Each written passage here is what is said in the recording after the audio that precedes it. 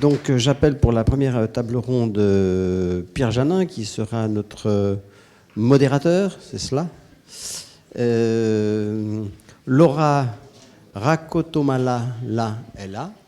Oui, elle est là. De là. Psychologue à l'éducation nationale. On a Gabriela Vernetto qui nous vient de la vallée d'Aoste, on l'en remercie.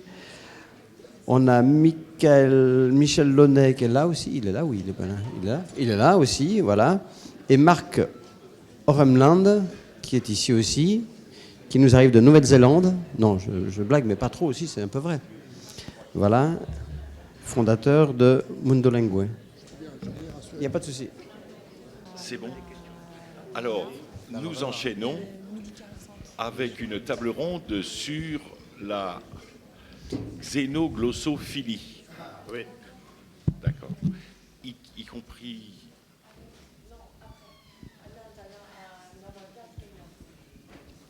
Parfait.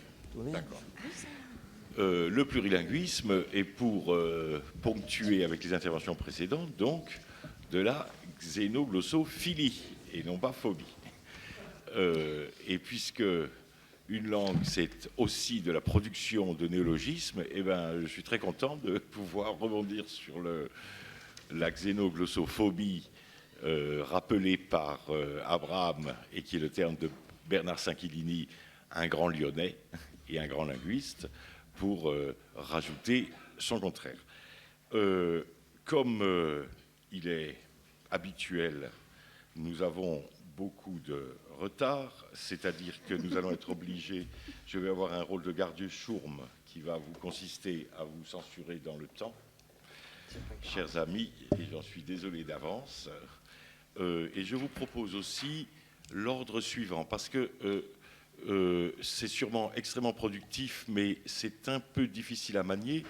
Les invités de cette table ronde viennent d'horizons, ou plus exactement ont des points de vue très hétéroclites sur la langue et sur les langues et sur le plurilinguisme.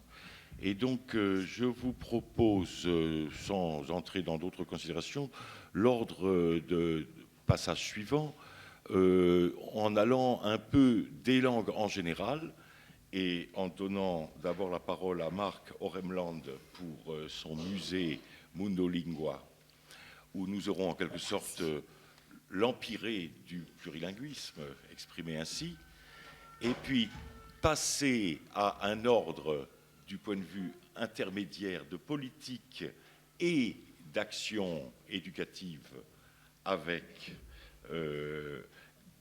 Gabriela Vernetto, qui nous vient du Val d'Aoste, et enfin de terminer sur les deux travaux très concrets et très didactiques que Madame Rakotomala et Monsieur Launay peuvent nous proposer dans ce que j'aime bien appeler le tuilage d'une langue à l'autre.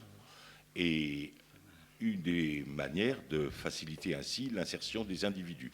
Donc partir plutôt des langues en général comme objet collectif et aller vers les problématiques individuelles d'insertion grâce, par, à travers la langue.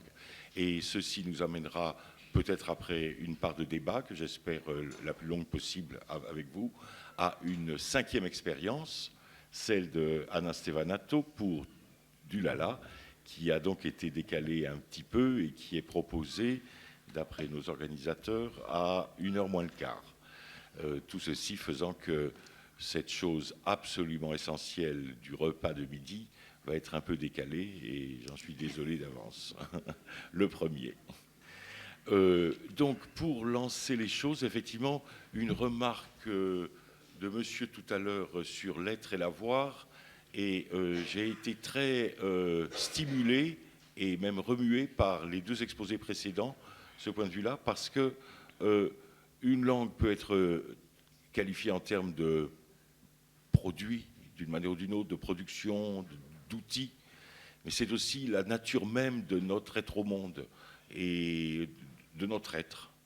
Je crois que c'est à la fois quelque chose d'extérieur et d'intérieur à nous, et que nous couper de nos langues, et que toute cette table ronde sur le plurilinguisme, et je terminerai vraiment sur cette phrase-là, sera plutôt pour lutter contre une notion que certainement personne ici ne partage, parce que sans ça vous ne seriez pas là, mais qu'un 20 peuples assez nombreux à l'extérieur continuent à avoir, c'est-à-dire que pour avoir une langue, il faut se défaire de toutes les autres. Et que c'est de l'exclusif, c'est du on-off, pour parler en bon français, c'est quand on a une langue, on n'a pas les autres. Évidemment, c'est exactement le contraire qui se passe dans la réalité, et de là, toute une série de réflexions et sur qu'est-ce que la diversité des langues, la bénédiction de Babel, et ensuite, quels sont les moyens pour permettre aux gens de gérer cette diversité et de mettre en avant la langue qui leur sera, dans un certain territoire et à un certain moment, la plus utile, par exemple, dans l'espace francophone, le français.